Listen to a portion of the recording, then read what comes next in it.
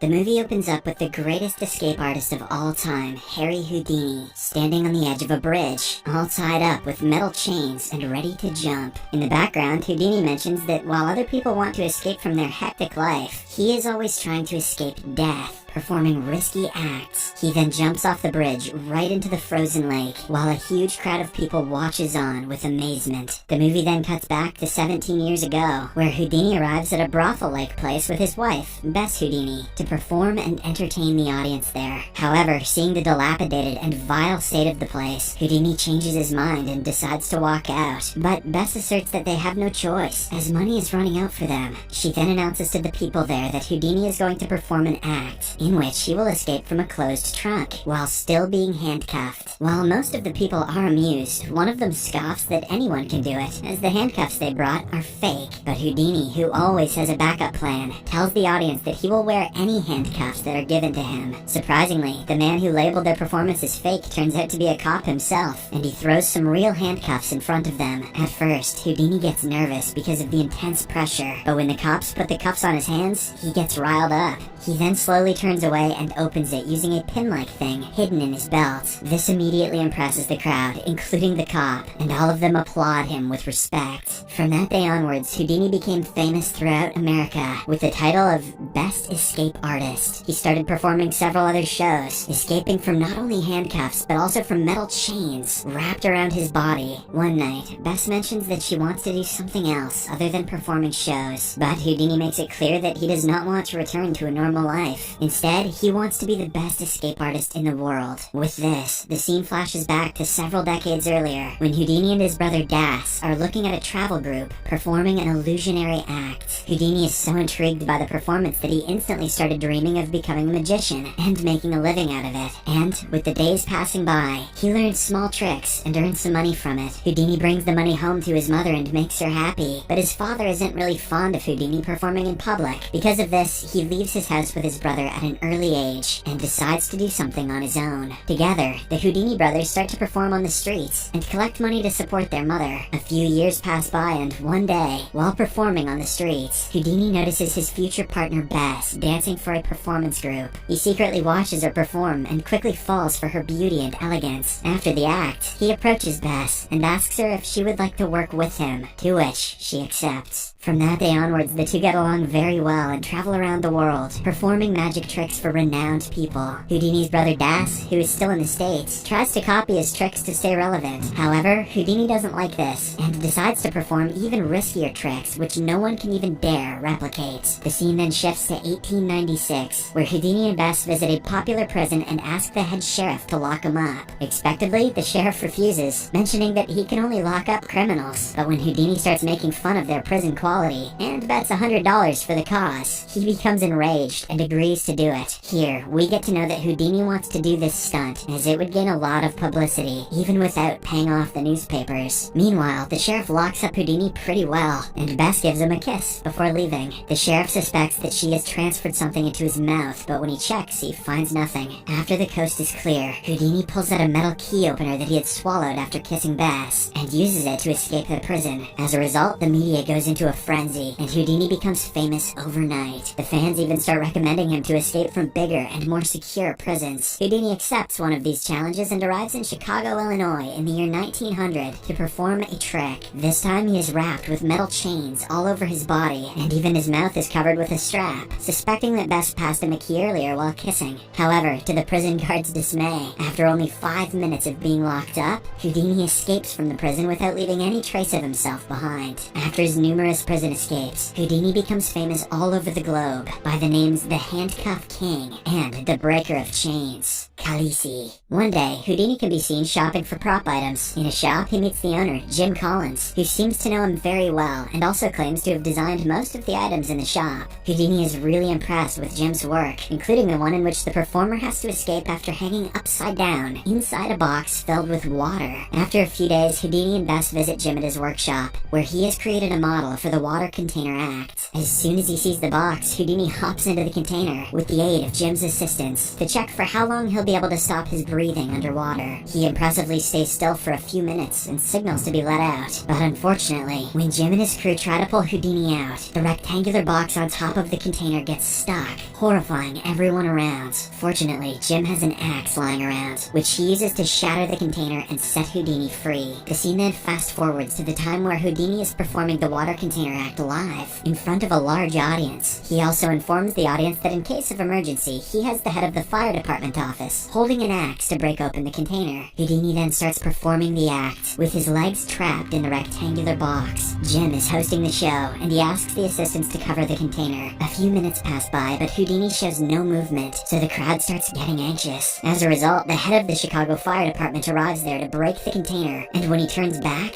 he is revealed to be none other than Houdini himself. The crowd roars in astonishment, as they have never witnessed anything like this before. With Houdini's popularity spreading all across the nation, the director of the U.S. Secret Service begins investigating him. They believe that Houdini is an illegal immigrant who has been fooling people with useless acts. But fortunately, before any roadblocks appear, Houdini is approached by Sir William Melville, the head of the British Secret Service, MI5. William modifies Houdini's place of birth from Hungary to the U.S., and in return, asks for secret information from the enemies of the USA and the UK. Acting on the plan, Houdini heads to Germany and performs for the great Kaiser family. He eventually blows their mind after performing a nearly impossible bullet-catching magic trick. Following this, Houdini meets with Riley, one of William's officers, and provides him with some secret information that he overheard while being around the Kaisers. Riley is really impressed by the work and showers heaps of praise on him. He then leaves, but not before giving Houdini a red book containing Russian grammar, setting him up for the next mission. A few days later, Houdini and his partner Bess can be seen performing for a prestigious and powerful family in Moscow, Russia.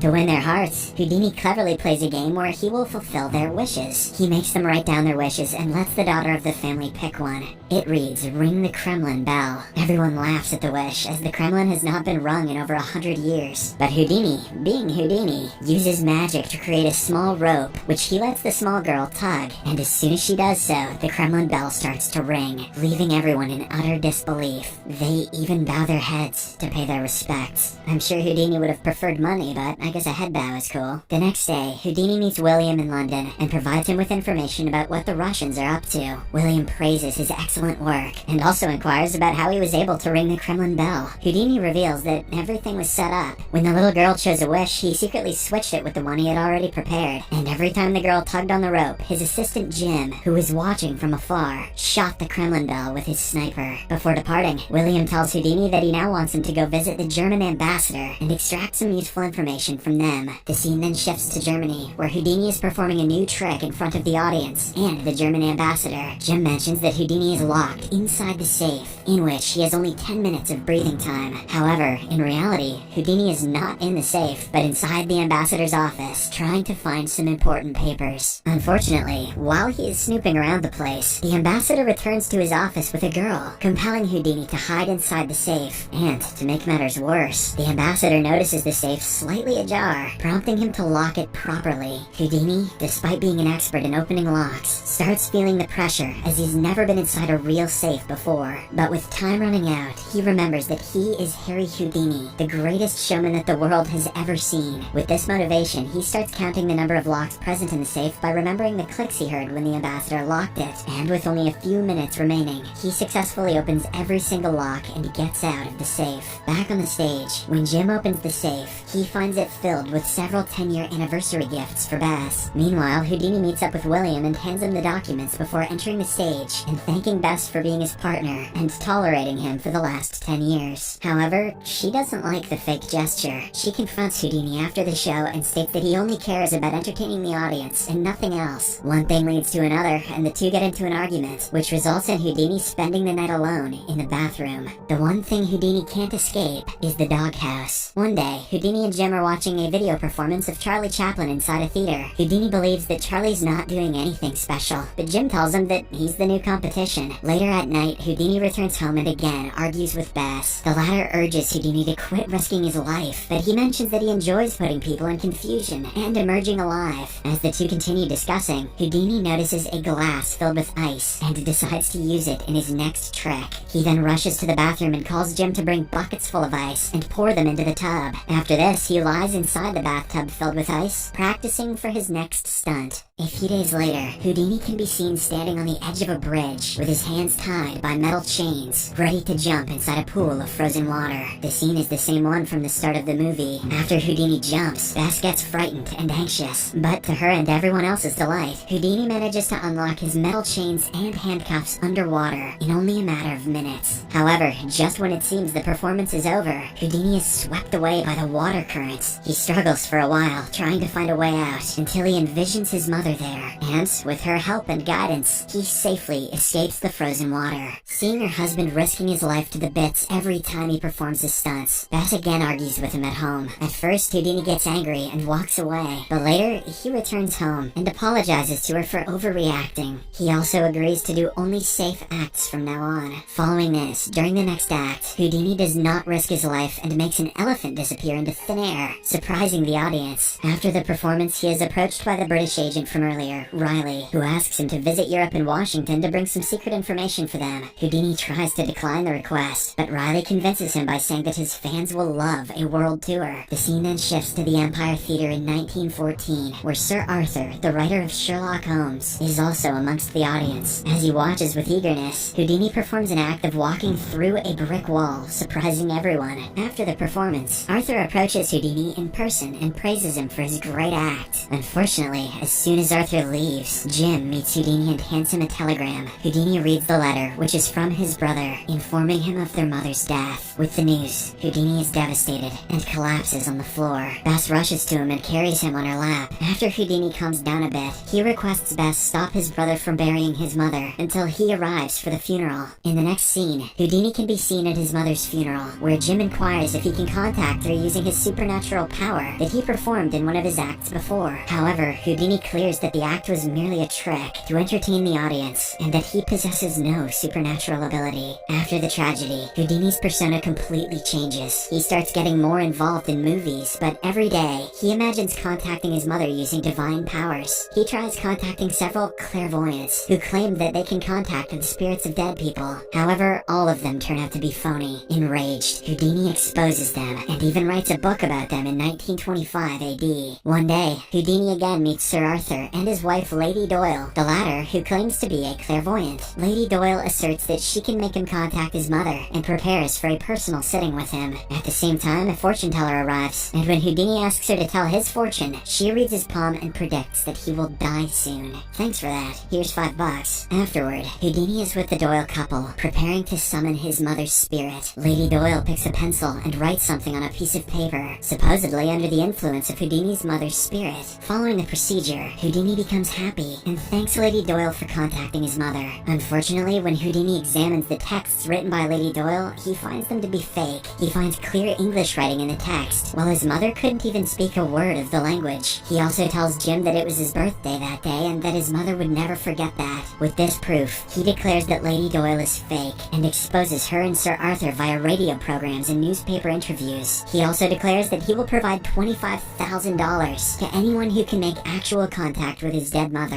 In 1926, Houdini visits Boston, Massachusetts to meet a notorious clairvoyant who calls herself Marjorie. He attends one of her table sessions and exposes her fakeness. Enraged, Marjorie visits Houdini into his hotel room and tries to seduce him, but to no success. Hence, before leaving, she reminds Houdini that he will die soon, and after that, they will own his spirit. Houdini's next show is scheduled in Detroit, Michigan, where he performs the act of escaping a rectangular box filled with water. Houdini has performed the act on several occasions, but this time, he ends up fracturing his ankle. After the performance, a doctor visits him and asks him to take a rest, but Houdini responds that he cannot miss his show and hence decides to continue performing with a broken ankle. Later, while Houdini is with his fans, a guy approaches him and punches him hard in the stomach for speaking against Lady Doyle. Houdini whimpers in pain but doesn't talk about it to Bess or Jim and simply goes to perform his next show. Unfortunately, as he is addressing the audience, he suddenly collapses, prompting Jim to immediately call an ambulance. At the hospital, the doctors open up Houdini and discover that he has a ruptured appendix and that he has very little chance of survival. One of the doctors approaches Houdini and breaks the bad news to him. He also talks about how Houdini is a great performer who made millions of people forget their misery. On the other hand, Bess and Jim also learn about the news and become devastated. And in no time, the news spreads like wildfire wildfire, and Bess receives a number of letters expressing concerns about Houdini's health condition. The kind gestures move her, and she finally realizes the happiness her husband brought to millions of people all around the world. Unfortunately, Houdini dies at the early age of 52, while visioning his mother in one of the nurses who looked after him. The whole world mourns over the death of the great Houdini.